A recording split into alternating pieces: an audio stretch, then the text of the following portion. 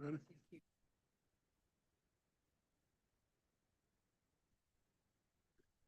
Good evening, everyone, and welcome to the Shelbyville Plan Commission February 23rd meeting. Mr. Secretary, would you take a call to order, please? Yes, call to order with Mr. Claxton, Here. Ms. Means Davis, Present. Ms. Tinsley Price, Here. Mr. Schuler, Here. Mr. Garrett, Here. Mr. Cassidy, Here. Mr. Nolly, Here. Ms. Soviar, Here. Mr. Hall, Here. Mr. Lux, Here.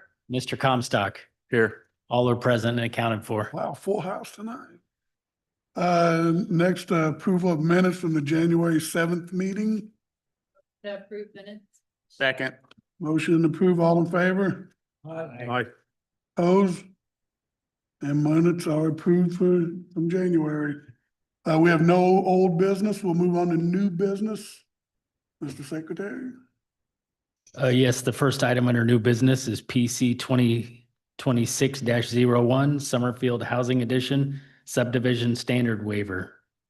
Relief from Article 6, Section 6-08-1, or excuse me, -D-1A to allow the front loading area of the garage to exceed 40% of the overall width of the primary structure's front elevation. We have proof of publication and notice in the paper.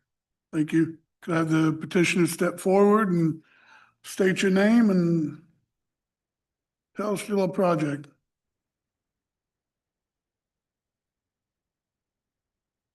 There you go. Thank you, Adam. Good evening, Mr. President, members of the Plan Commission. My name is Brian Toohey. My address is 9294 North Meridian. And here with me tonight is Lee Phillips, who is with D.R. Horton Homes, and he represents the petitioner, which is D.R. Horton Homes of Indiana and Four Star Real Estate companies, which are kind of a combined joint venture that are developing the Summerfield subdivision. Thank you for hearing our petition this evening. So as Mr. Evans said, this is a request to seek some relief only on certain lots from Article 6, Section 6.08-D1A to allow the front garage door to exceed 40% width of the home on certain lots in Summerfield, which I'll explain. And you have in front of you a copy of the PowerPoint that I think will be up on this screen. Mike, is a way to move this forward to ask you to move it forward. Oh, but would you please go to the next slide? Thank you.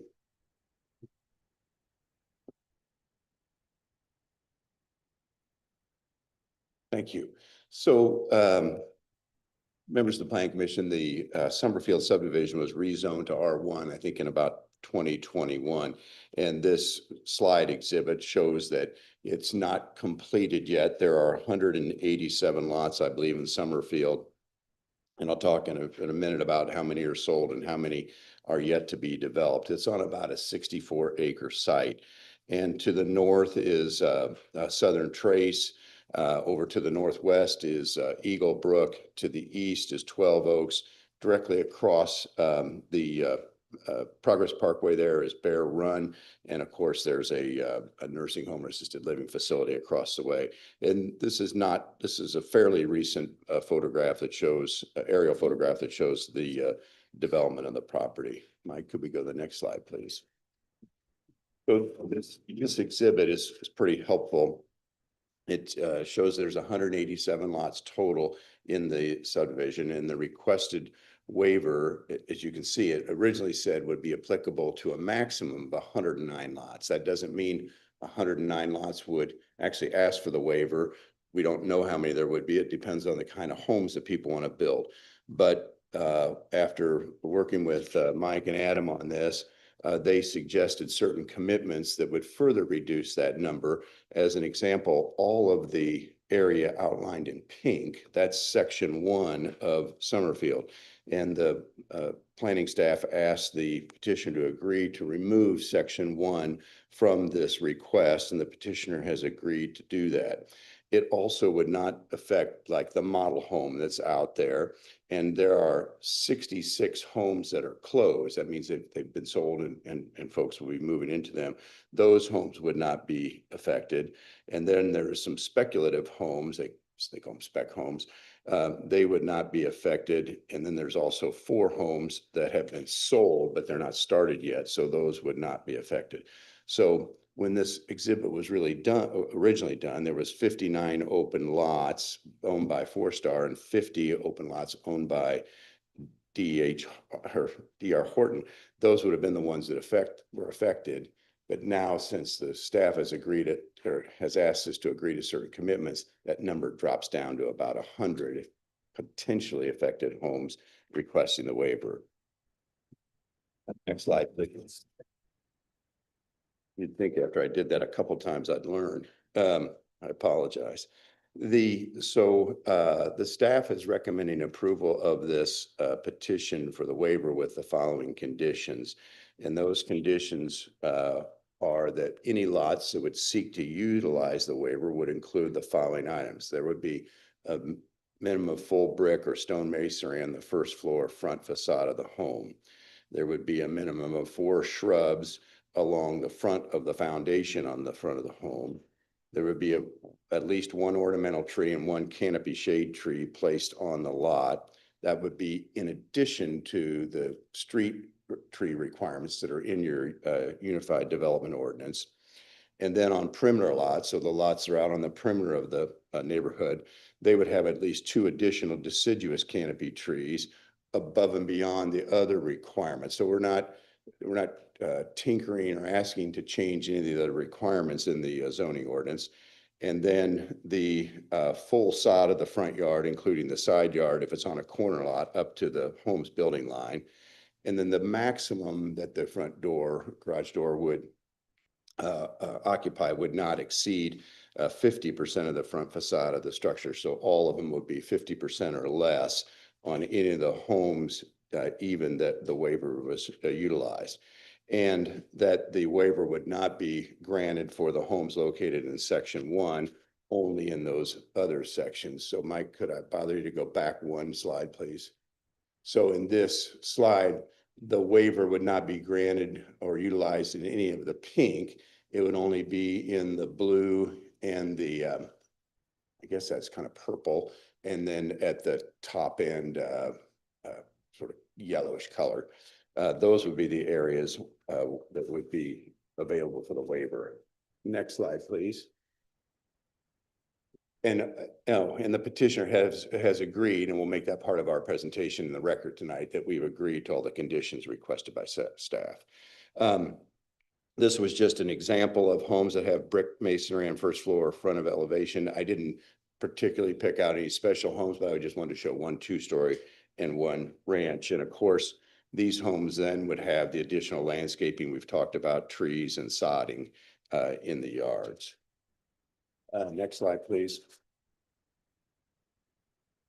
So, members of the Plan Commission, what has triggered this is that in order to comply with the 40% standard, some of the homes were being built with these additional 4-foot bump outs. So if you can picture your garage door, and then you'd add 4 feet onto the side of the house, the garage side of the house, to comply with that 40%.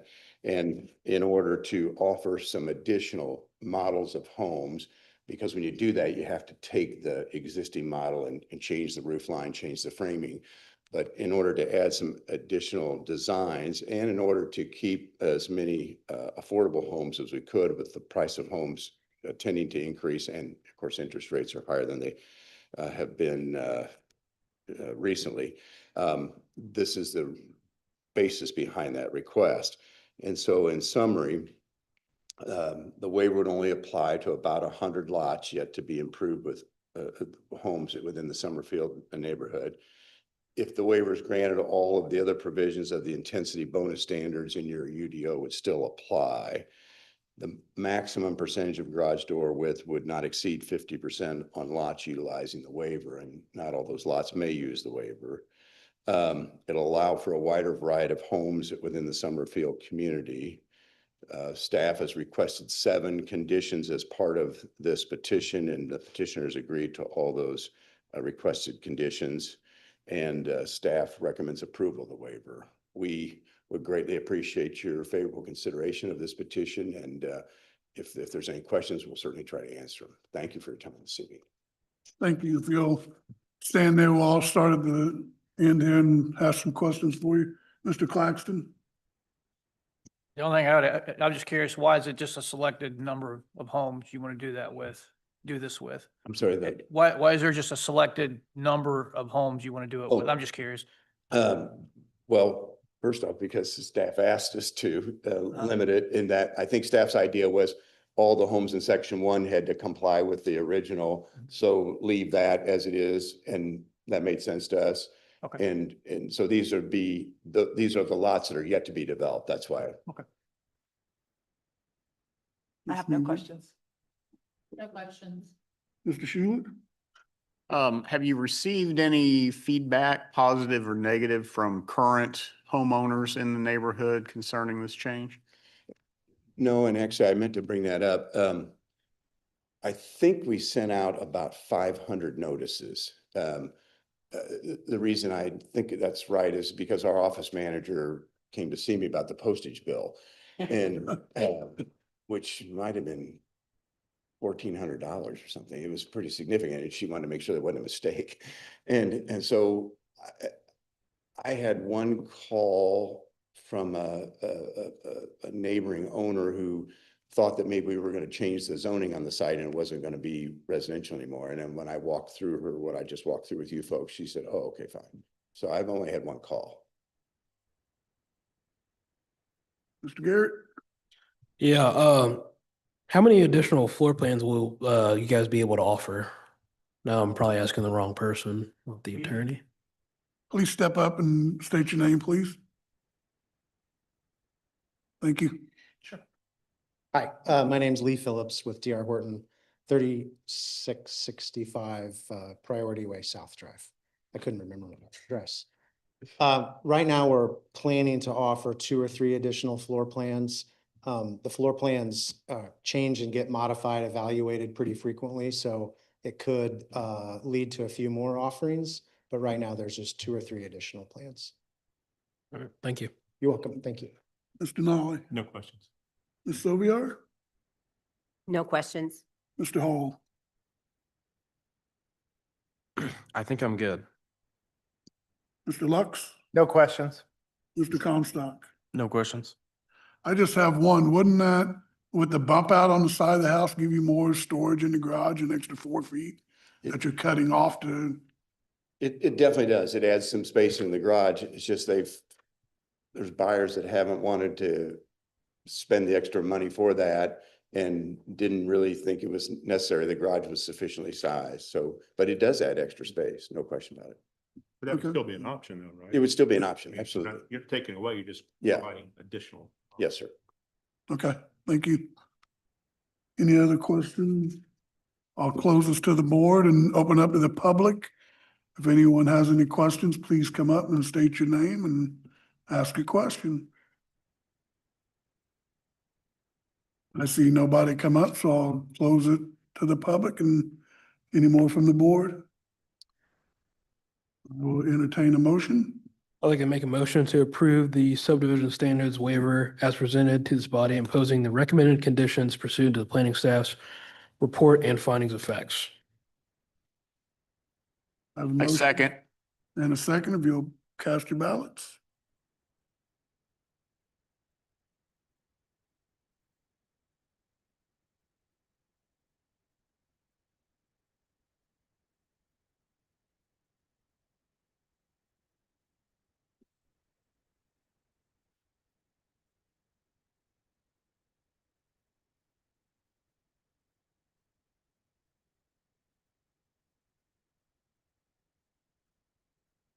Okay, this is for PC 2026-01 Summerfield Housing Edition Subdivision Standards Waiver. Mr. Claxton votes yes. Miss Betsy Means Davis votes yes. Miss Tinsley Price votes yes. Mr. Schuler votes yes. Mr. Comstock votes yes. Mr. Lux votes yes. Mr. Hall votes yes. Ms. Soviar votes yes. Mr. Garrett votes yes. Sorry, Mr. Nolly votes yes, and Mr. Cassidy votes yes, so it passes unanimously. Good luck, guys. We move on. We have no more new business, but we do have a couple of discussion points. Mr. Secretary, if you'll. Yeah, we have invited Arbor Homes this evening to make a presentation of a future request that they'll be bringing before the Plan Commission, and I believe we have their slides ready. So if you want to come up and introduce yourselves, and then we can walk through this and just have this open discussion with the Plan Commission. I'm Bridget Mudd. I'm with Arbor Homes, and the address is 9225 Harrison Park Court in Indianapolis.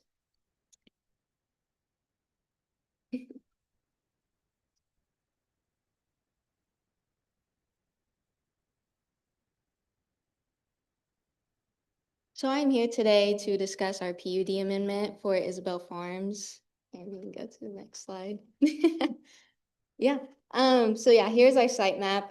You can see it's between North Michigan Road and Indiana State Road 9. You can go.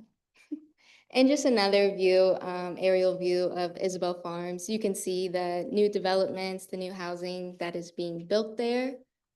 And you can go to the next. And just another view, seeing the new homes, our model homes as well. And so what we are proposing for our PUD amendment will be to add our arrival homes to Isabel Farms. All the homes, I cannot read that far. All the homes in yellow are our Arbor homes that have been approved in our first rezoning for this site. And the homes that are in white would become our Arrival Series homes.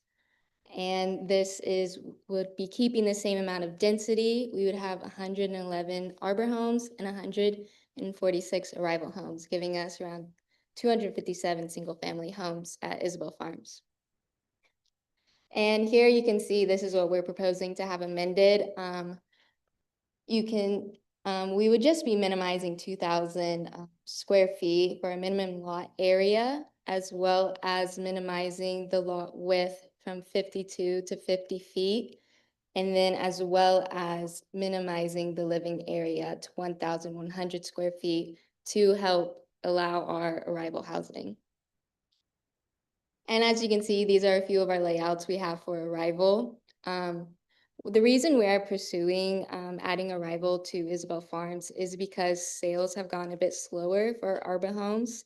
Arbor and Isabel Farms was built to become an attainable housing for first-time home buyers. And with rising costs, we found that arrival could be the better way to allow more homeowners to live in Isabel Farms.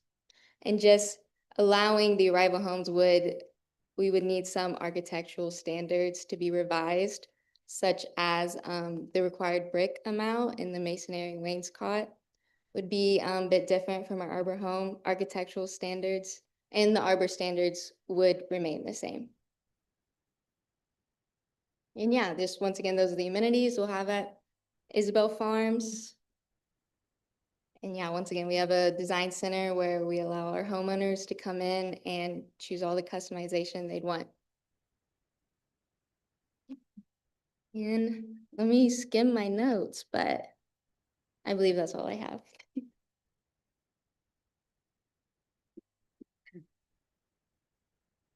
Mr. Claxton, any questions? I have no questions. Got it. No questions. Mr. Shealy? Oh, yeah, I have a few. Add more.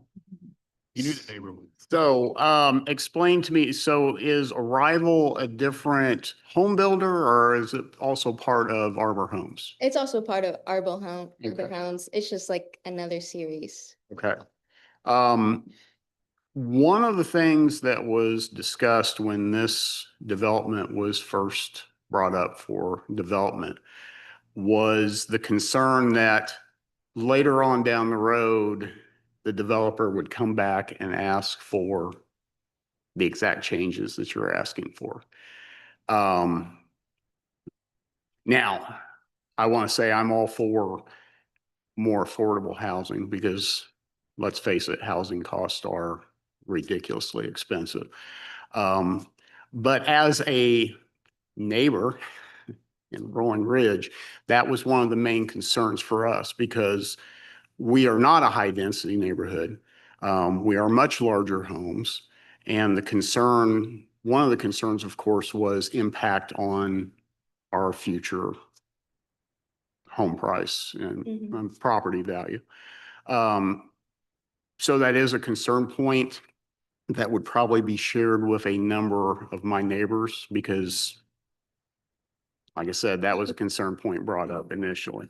So, Adam, one question for you.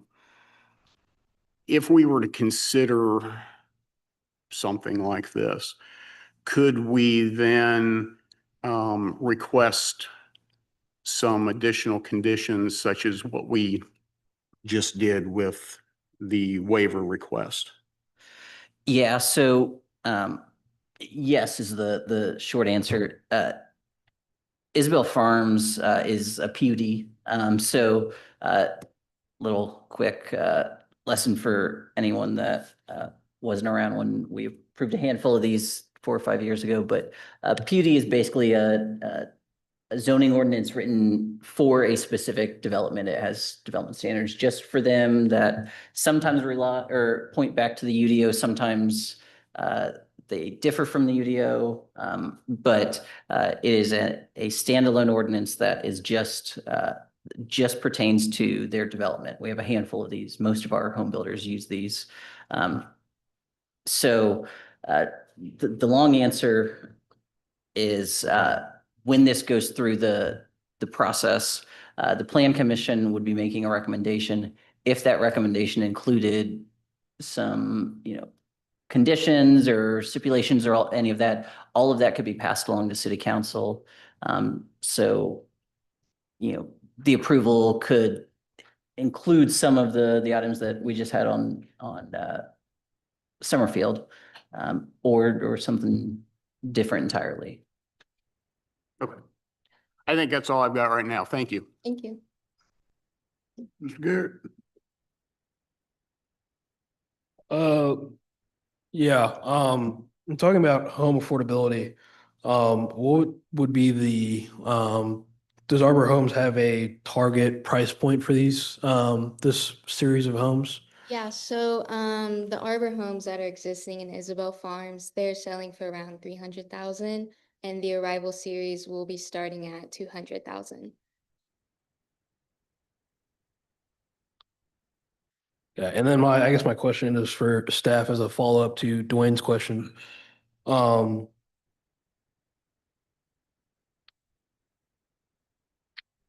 Actually, never mind. I lost it. Mr. Nolly? We have a couple of questions. It took a while to finally get this thing off the ground, long time, but it seems like the houses are going up fairly quickly out there. Is that not is that pace below what you thought it would? Yeah, so currently the homes there are being sold around 2.5 homes a month, and we're typically wanting to see homes sold around 4 homes per month. So it's a little lacking there. Yeah. My concern, if I had a $300,000 home and in my neighborhood, you're going to put some in that are a third less. And again, I agree with Dwayne. We need affordable housing.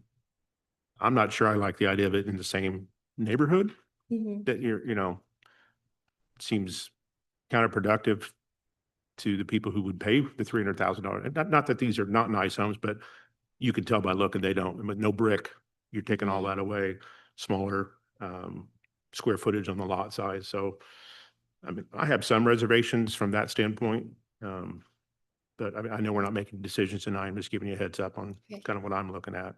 And we did take some of Adam and a few other staff members did get to come see some of our Arrival homes down in, it's spacing me. I want to say Martinsville.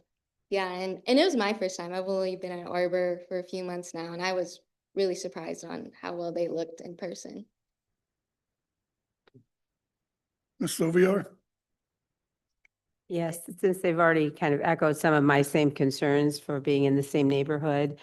My question is, because we were kind of looking at, because I live out that way, the traffic kind of Mhm. pattern and things that are going in there. So how many more lots? Remind me again what you're thinking of, if this would be approved? The density is the exact same as if they were all still Arbor homes. And we would have 257 homes total, but like, so it's maybe adding like 10 or more homes. I calculated the density like from the acreage to the amount of homes, and it was still around, it was 3.112. And the only changes were like just much farther down those decimal points. So the density is still the exact same. Still about the same. Okay. That's another consideration that it was a big concern because 9 is a pretty main thoroughfare Mhm. for Shelbyville right there. So thank you. Mr. Hall? I don't think I have anything right now. Mr. Lux?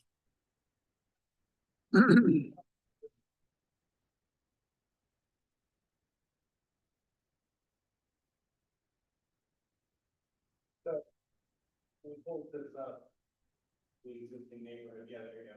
The yellow are houses that are already planned, Yeah, those are the Arbor homes. Yes. those are not part of what you're asking, Mm-mm. okay? So it's only kind of up the hill portion, Yeah. is that correct? And kind of the interior there. So So, they'd yeah. be across the street from each other. Yeah. I don't like that. Go ahead, look at this. The location of this planned unit development that it's kind of a gateway to the city, right? And now we're looking to kind of minimize it. So if it was back along the Michigan Road, I'd probably be more amenable to it. And to Mr. Schuler's point, maybe it's a consideration that it's a different development. And maybe you close off Crest Drive that goes to Rolling Ridge, which probably would be appreciated. But you know they will do. Well, We could put. I'm saying that, No. I'm saying the Rolling Ridge factor, you're looking to change it moderately. And I think that, I think we should take serious consideration before we do this, but especially since, I'm glad that or I would hope that the part along 9, that we don't include that. I do think that this body, if I think about it, the planned unit development south of town and this one, between those two, it seems like the market range for all those houses is, we've got a ton of things in that same. And so I can sympathize with Arbor Homes needing to fill a market that's not there. But that's what you ask for. That's what you want to, we only approve or don't approve what comes to us. We don't ask you what to do. So you guys said you would do it. I think you should do that on 9. And then up on Michigan Road, the access that way. If we need to do it, we should split it up that way. That's what I think. I don't know if any of that made sense, but. Mm, I think I will be curious to see when the notices go out, what our feedback is from the people who live in Rolling Ridge and in the neighborhood. Absolutely, because it was a known frustration point of the residents of Rolling Ridge. So, yeah. All right, that's it. Thank you. Mr. Comstock? Yeah, can you bring up the one with the table? So is the yellow what you're proposing? Yes. Tony, does this jive with our conversation regarding the acreage per lot? Yes, good evening, Tony Bagato with Arbor Homes as well. Yeah, we increased it because when we were previously we were showing 40 feet wide, which is what we would traditionally do arrival at now. but there was concerns about increasing utilities and drainage runoff. So we went up to 50, which technically 52 is the existing PUD. So even we can keep it at 52 because that's not going to change significantly in the density. But the intent was to try to just allow for arrival in a section of the neighborhood without trying to mess with too much of the existing lot width and street configuration and not try to change any of the utilities around. So the number here that has me concerned is the minimum lot area. So 4,000 square feet. If you go Oh. back to our email conversation, fix the that. threshold is 1.25 acres, or sorry, 0.125 acres. If we get below that, which is 5,445 square feet, then that gets to the threshold where we need to do a complete redesign or drainage revision for projects plus. And that's why I was curious if the 4,000 is really it, because that'd also be Well, yeah, that's my mistake. I should have changed that. Because the minimum at 50 feet wide, they're 100 feet deep. So they're going to be 5,000 actually. okay. By minimum. Okay. I just want to make sure that we are very cautious and use that 0.125 because Yes. I think you're at 0.15 now acres Yeah. per lot. And if we get below that 0.125, then that's where from a drainage point, Yeah. that has me concerned. So, Yeah, no, the goal was to try to not impact the drainage Okay. because like you said, a lot of it's been put in section 1 and we don't have the ability to add more drainage Yep.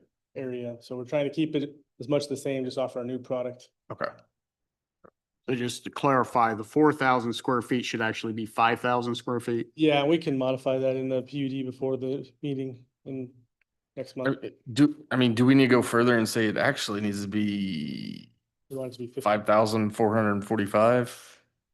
Because our drainage standard specifically has 0.125. If the lot is smaller than 0.125 acres, then it's a completely different drainage design, different drainage numbers. So I know that sounds very specific, but Well, keep it at 52, that's half of what you're asking for, between 5,000 and 54.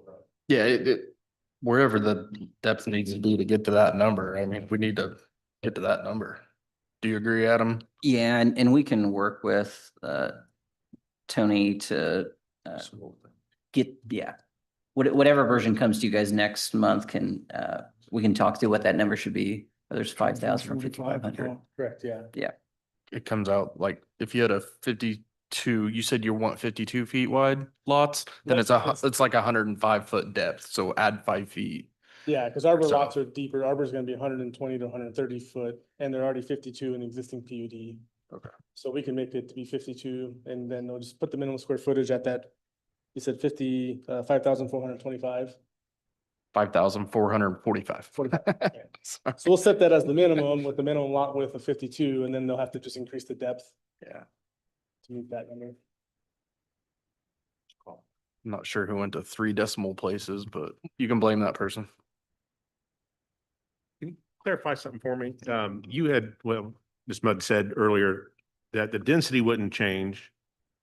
But when Ms. Sylvia asked her question, you said it would add more homes, correct? So, Yeah, I mean. so by going- clarify for me, when I think density, I'm thinking how many houses? Right. It does technically add 10 lots. I think Bridget's point was that when you look at the density increase, it's minuscule at a density calculation per acre. But there is 10 additional lots at 50 versus 52. So it would have 10 more homes, but it's still less than. Well, now you're back at 52, so Right, now that'll be not the case, right? you won't have 10 lots. Right. Won't be any additional lots in, right? Correct. Because I was trying to figure out where they would go. Right. That's, Me too. and when you went from 6,000 to 4,000, I'm just trying to figure out Yeah, on this map, no, now it'd be exactly the same as the way it's laid out today, yeah. Okay.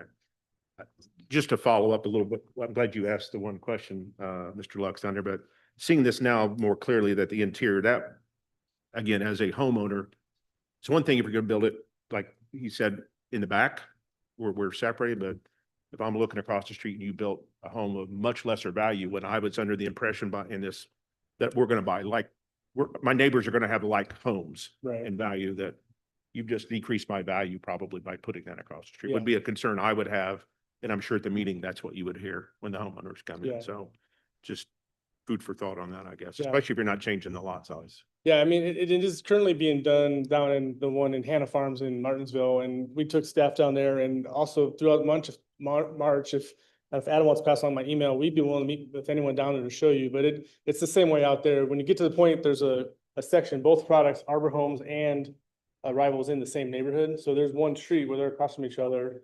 And other than the lots being a little bit smaller and the homes closer, architecturally, they're surprisingly they're more similar than you think, other than one of the plans is 3-story, clearly 3 stories. So there, you do see those in the community, but Yeah. with the Arbor Homes, architecturally, they're a little more similar than, Well, there's no delicate way to say this, but you're gonna get a different neighbor in a $200,000 home than you were getting in a $300,000 home. I mean, it's not politically correct, but that's the reality of it. And that would be, again, if I'm a homeowner, that's changing what I thought my neighborhood was gonna be, understandable, yeah. you know? No, we understand. So, It's just that those sections are not done yet, where the other sections are already in Understand. construction, so Yeah. it's easier to change something that hasn't started Sure. yet. I have a quick question, sir. Yeah. So how old is the subdivision in Martinsville that you're talking? It's just been started under construction this past year. So it's just, so we don't really have any longevity kind of longstanding data Yeah, for correct. that It's one currently either under to do construction that. now. Do you have any other place where you have We do- that, where you've had those things happen? We do have some in Decatur, one, I don't know the name of the community off the top of my head, but Decatur Township, we have one with some Arrival and Arbor Homes. Mm-hmm. Um, And you made the changes kind of like, no, they were pre-planned that way. oh, I see. So there, Okay. so people buying it, it was clear knowing there's one section is one product and not the other. We haven't changed anything where we've added Arrival to an existing neighborhood yet. This would be the first time that we've done that.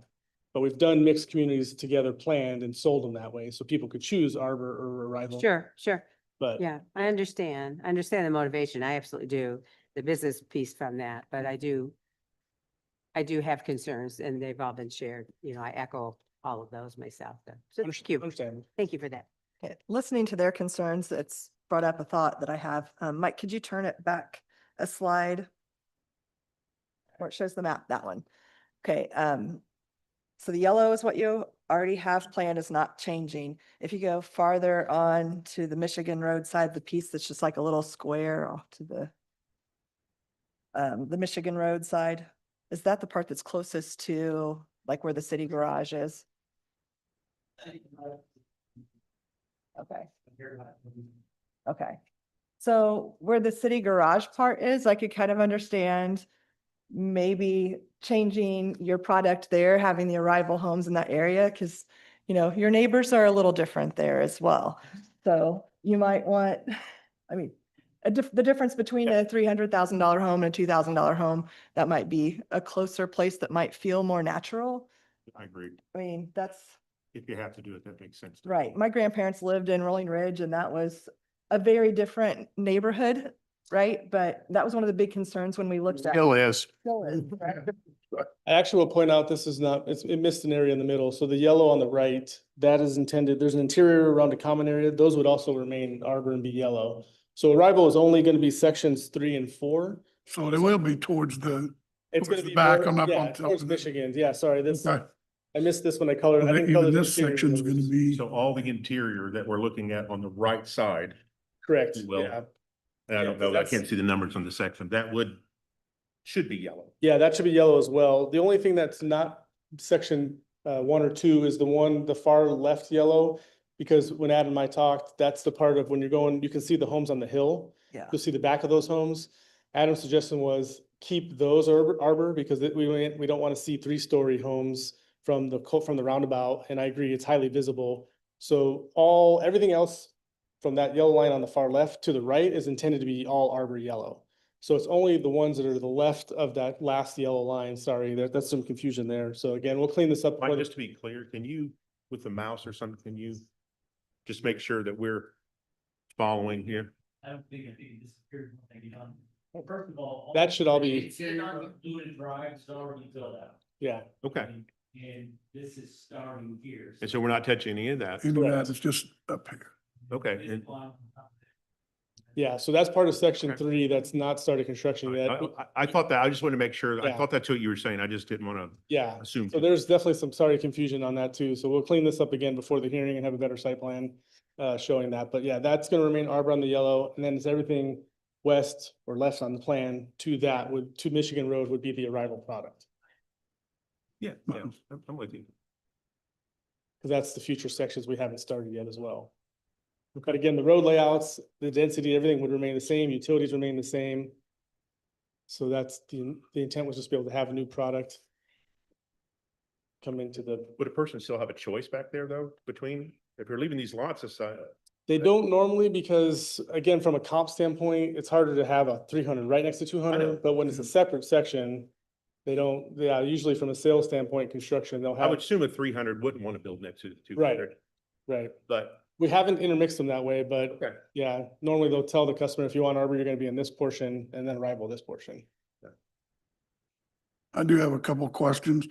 So your sign already out there says home starting at 200, but they start at 300. Well, they're selling, and the average sale price is around 300, and I think we heard 25,000. So that's the average sale price. So there's gonna be some within range. So they do start at the higher twos, but with arbor, there's a lot more options, so people add those in. Okay. But arbor was, as arbor being, our main focus is trying to hit first-time home buyers, especially ones coming out of rental facilities or rental apartments or multifamily. And just again, with the cost of increasing, when Isabel was approved, we didn't have a rival as a product to offer.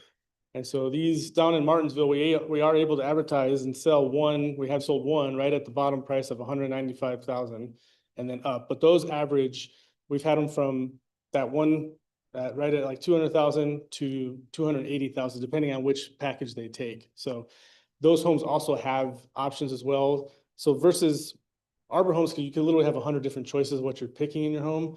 With Arrival, it's a little more clear. You're basically going to get the base home, and then you can even add like an upgrade 1, upgrade 2, or upgrade 3 to get to up to the 4th level, and they're higher fixtures, higher features in the home, depending on the upgrade you pick. So the highest we've had sold at Hannah Farms is 280, and that was one of the 3 stories that had the option 4, so it had all the higher end fixtures that they can have in that plan. And so this would be more towards the lower 2s, where arbor does start in the high 2s, but typically by the time people finish adding on other things, the average price is getting into the mid 3s. Okay. Adam, since we're in the middle of doing this, can we shut off Crest Drive? There's no reason to connect that. No, I mean, that's gonna give them 3 exits out of this subdivision.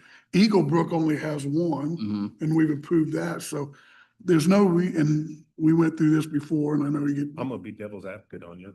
No, go Build a ahead. stub road because you're supposed to build. Yeah, I don't know. Did it in my neighborhood too, and they stopped it and put a roundabout there, so there's ways around it, and you got away with it in Clearview, so, that's. I don't know procedurally if, I can look into it between now and next month, if it's even something that we have the option to do, because technically, their request is just going to be amending the text ordinance, so I have anticipated you bringing that up, so I should have already had the answer for you. But we'll get you an answer by. Is there an HOA in this? There is, yes. Would you have 2 HOAs then? No, it'd still be 1 HOA. Okay. Yeah. But you're gonna have maybe some different standards, or maybe not, I don't know. Yeah, the HOA doesn't manage the architecture of the homes. It maintains the common area and the ponds and any of the amenities. So those would still be the same per lot price. The HOAs don't dictate anything else, like they want to paint my house pink.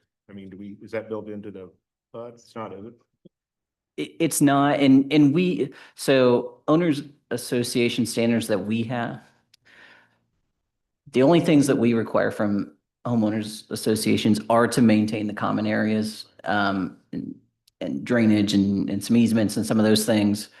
Above and beyond that, some developments do have architectural standards or some kind of process. They have an architectural committee, so if I'm gonna put anything, there's things I can and can't do, and I don't know the extent of this HOA. Yeah, I'd have to. If it would have any architectural things, obviously, we have some, but. I can review our CC&Rs for this one. I don't know what we have in place since it's already existing, Yeah. but it would all I be. could see it, obviously, maybe some different. Yeah, they'd have, that's why they'd all have the same covenant restrictions though. So if there's any kind of architecture standard applies to arbor, it would also apply to rivals. So Yeah, they'd be stricter, I would assume. Correct, yeah. They'd be higher end houses, so. Correct, yeah. Anything else for this discussion? One last thing, because we are the Shelbyville Plan Commission, look at using our local framers, plumbers, electricians, and painters. They're pretty good, and you guys get tied up, maybe that'll help. So, That's that all? Maybe you buy appliances. I'm not going You into did say that. that. You did I say didn't. that. I did not. You did not. So- Yeah, you wouldn't do that. That all you have for us? Thank you. Yes. Thank you. Thank you. Thank you. Hey, Doug and Adam, I have a personal matter. I need to leave the meeting, so sorry. And we'll follow up and let you know on the next month's meeting, Joe. Our March meeting,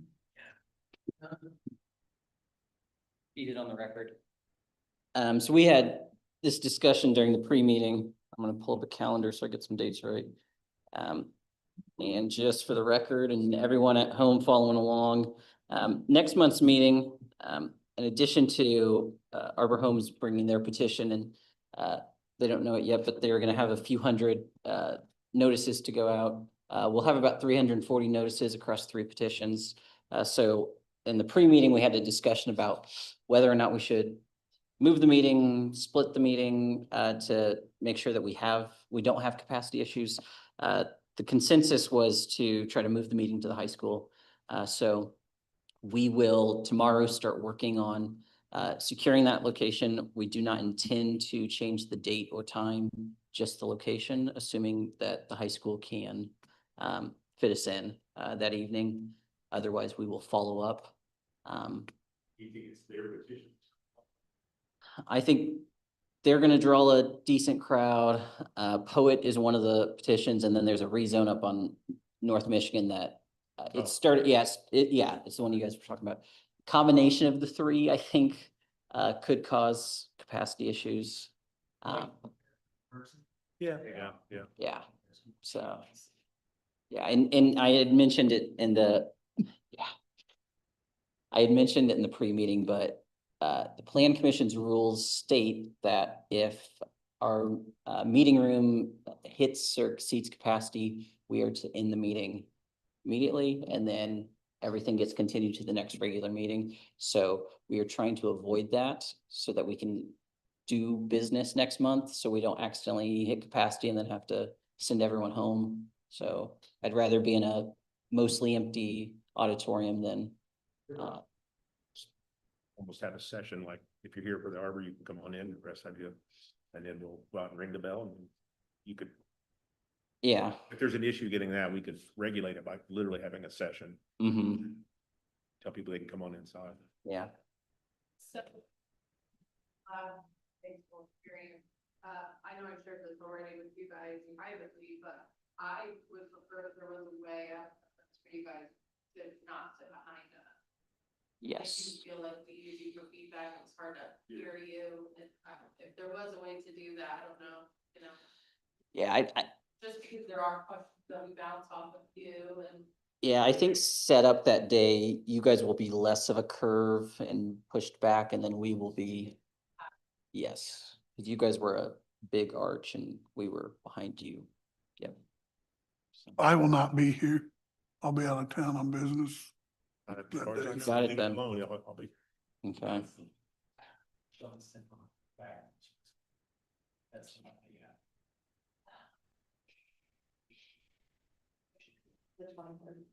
Yes, the 23rd.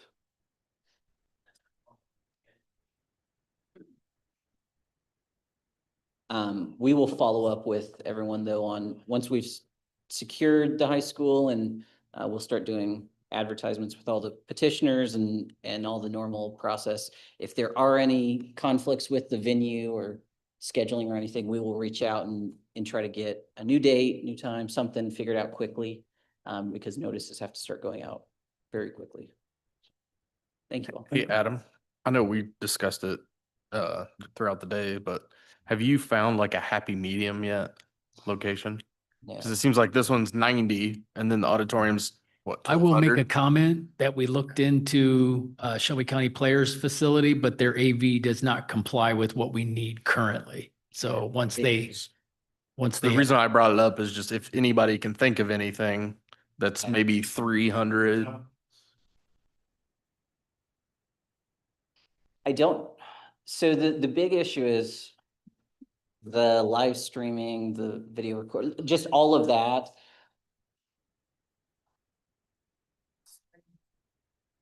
There's ADA issues there. Oh, I didn't know. Yeah, yeah, we've used it in the past, but there were ADA issues. Yeah, and we had looked into the Shelby County Players.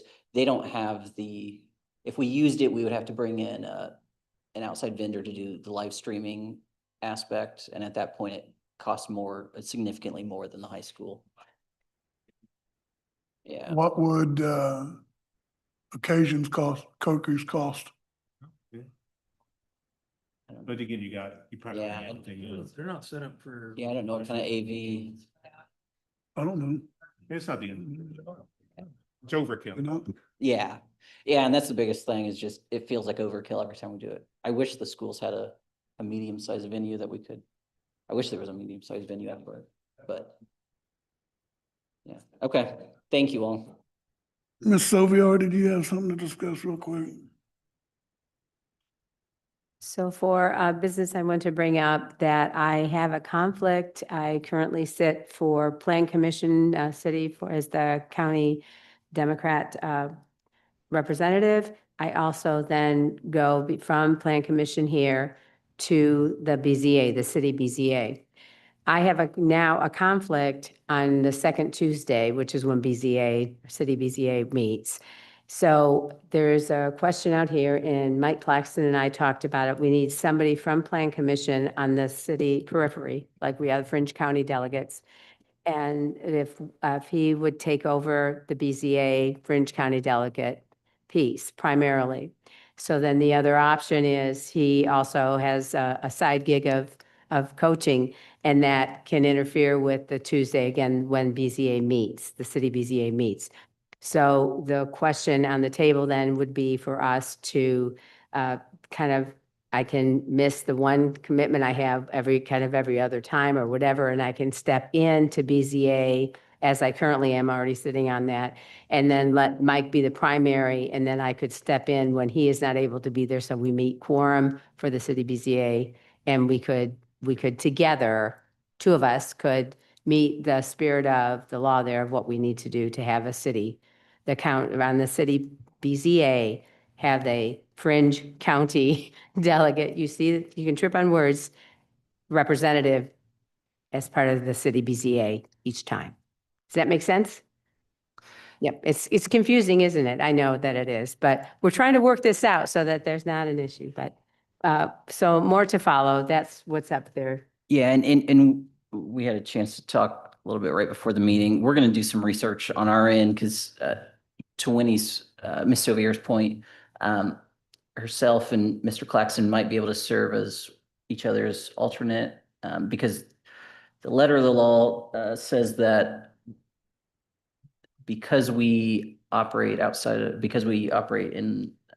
city boundaries in some areas in our extraterritorial jurisdiction, the two of them are appointed here, but also one of them must serve on the Board of Zoning Appeals. So not a big pool to pull from yeah. So we're going to do some research and see if that works from a timing standpoint. The other kind of difficulty, and we talked about it beforehand, is people that in that ETJ area, there are not a lot of residential properties. So there is not a big pool that way either to pull from.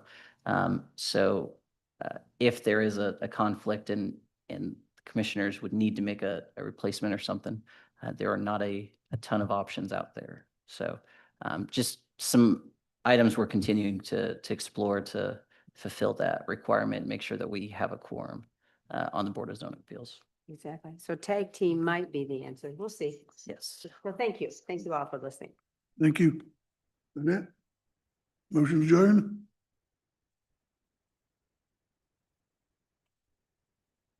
Please step up here, Ms. Ronnebaum. I think everybody should have their own. But there's so many additions going on. I'm afraid they're gonna go to rental house. People, the interest rate is really high now. How do you keep from out of town people coming in and buying? When we approve those, the ones that are going up now, it's set up that they can't be rental properties, didn't we? An owner can. Yeah, we only. Carmel and Fishers are just getting shot down in that. Yeah. Didn't Carmel and Fishers just lose a Yeah. battle over that? They're going to, yeah, the state's taken that authority away. There was very limited ability for us to regulate it before, and the states. I don't-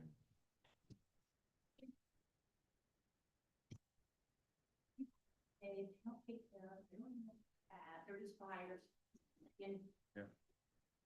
I've had a few rental properties, and I know how people treat rental properties. They don't treat you like their home, they just, here it goes, leave. So I'm really concerned is there's all these new additions don't turn into real high points, a very high rental property area. Yeah. And I think it's 40% of rental properties are in Shelbyville. We don't want rental properties, we want people to have their own. I think we all agree with you, but I don't think we have a single tooth we can sink into that at all. Doesn't HO home things that they cannot. I think we tried. Adam, correct me if I'm wrong, but I think the HOA specifically can, but I don't think we can. If you catch my, I don't think the city can. Yes. Yeah, you're correct, Mr. Garrett. The city does not have the ability to impose that. The HOAs, and there are HOAs in this community that prohibit or regulate rentals. Some of you probably live in some of them, but we do not have that. 6% versus or 3,000, no, 300,000, that's the whole thing. You know, so we are homeless people. The foreclosure and staff. Yeah. Something to think about. Yeah, we understand your point. But yeah, Oh, 5271 South 25 East Shelbyville. yeah, I don't. Yeah, I don't. Thank you. Yeah, Adam, I know we talked about Arbor Homes, like for instance, their HOA is kind of up and running, it sounds like. So I don't know if that's something that they put in, or could it be something that like we maybe recommend when? Especially on the new $200,000. Yeah, and For all of them. I thought we discussed that. No, we can't. No, I don't know, we just, when MI homes or. I think we did discuss it, and my memory's not Came up great, when but Bear Run was in, there were some neighbors that Yeah. were talking about that, and we came to that they're not gonna spend $350 to build a new house and then turn around and rent it out, but Well- that's not saying when the crash happened in 08, half of Central Park became rentals. So Yeah, well, and I think we've got copies of most of the subdivisions, their covenants and their CCRs. We can take a look and see. I know some of the home builders do just put that in. It's in Bear. Yeah, so it might, we can take a look. VRBO rentals. I think it's rentals in general. They need you to, or they want you to live in the home. So yeah, that's part of their process. The verbos are a question too. It would be nice to have updated statistics, I guess, about that for people and published somewhere so people can see that. I do think the world changes. I mean, I appreciate what you said about the interest rates and that. Now you're talking to a woman who's raised her family, and we had 12.5% interest rates with 2% floating, remember? Yeah, in the 70s, 80s for any of that, and we had much lower income than what people have even now. It was, I mean, I'm right there. The world changes every day, and it's really, we really try to anticipate those things, but those questions and comments from everybody, from the public are very, very important and keep us thinking about all of that. So thank you for that. Also to concerns of, like, if someone has a rental and they don't take as well care of it, if someone's out of compliance with ordinances, we do have an ordinance person that's supposed to come around and take care of that. And you can always email and send pictures and concerns you might have as well. Yeah. I do that for my constituents too.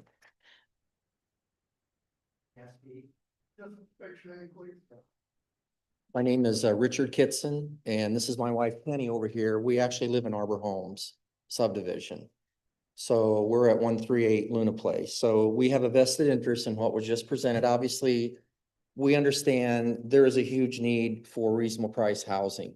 we are definitely in favor of reasonable price housing in any area, rural, urban, whatever. There's not enough housing affordable for a lot of people. And I would say especially in this county. So we have to state up front, we are for it. We're not opposed to that. What we have concerns about is like it's coming out of left field a little bit for us, okay? It's not how it was sort of presented to us at the sale. I am a stickler for looking at facts.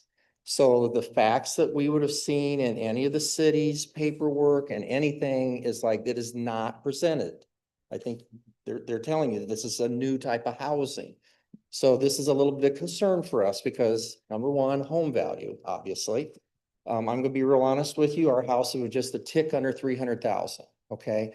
It listed somewhere around, I don't know, the starting point was maybe 250-ish, 240-ish. But the nice thing about Arbor Homes, you can do as much upgrades as you want or not want. So you continue to increase your price depending on what cabinets you put in, countertops you put in, flooring you put in, all that just keeps coming up. So you get to a point where you don't want to put too much in it because then the assessed valuation is not good compared to what the home value is.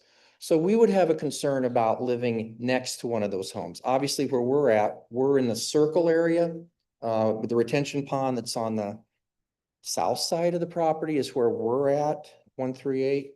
But we would be concerned about especially the impact as far as comps would be for the area. The look of the homes is different since they're not going to do stone fronts. That would be a concern that we would have. I would really have concerns about the people that would build on the other side of the tree line up in phase 3 and phase 4, which is beyond the tree line to the, folks, I'm still trying to get my directions straight. Yes, okay. So those homes where you've got the two different kinds together, that would really concern me if I was going to choose a home up there. I would definitely want to know what everything is going on up there before I would build a home up in that part and pick a $325,000 home. That's all I'm saying. It's just kind of coming out of left field. We have to kind of digest this. We actually were just looking at the agenda. Thank goodness you have an agenda. So we didn't know how far along it was. So we wanted to be here just to hear. And I would say a lot of the neighbors will probably want to come to the meeting just to ask questions. And I don't know if there'll be a question and answer for us from Arbor Homes ahead of time. I hope there is. Yeah, there will be. There will be? Yep. Okay. Okay, very good. But please hear us. We're not opposed to this. We're just want to make sure that this is done in a reasonable manner, that it's done with everybody knowing what's going on, having a good dialogue. If there's some compromises that have to be reached, that's fine. It's just like, we just want to be able to understand the total ramifications of this.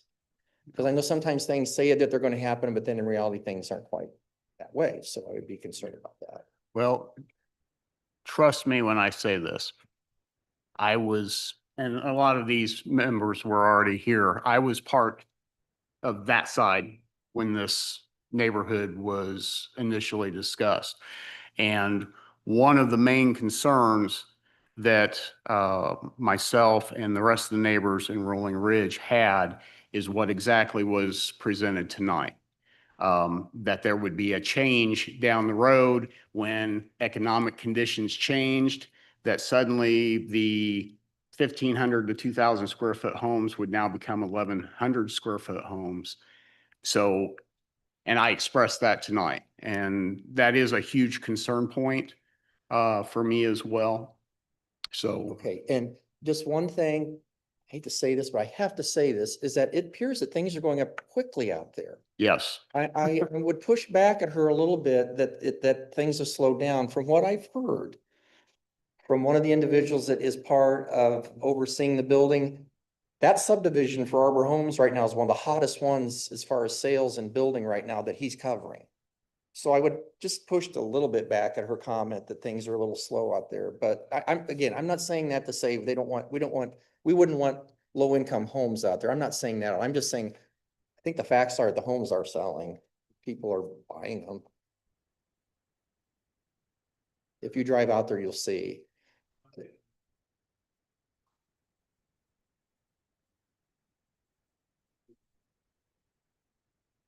So there's one other thing I want to mention to you, and I'm sure you don't have anything to do with this, but you need to know. There is a serious safety issue at the roundabout out there where Isabel Lane comes into Riley. a serious situation where cars are hitting cars in the roundabout. You could see it, there's police reports.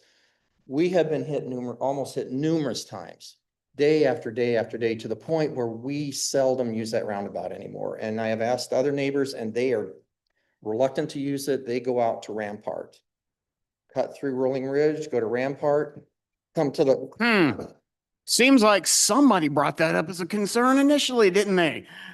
So what I'm concerned with, they're gonna open up Isabel Lane. Oops, sorry. Isabel Lane probably is gonna open up to the far side across that tree line.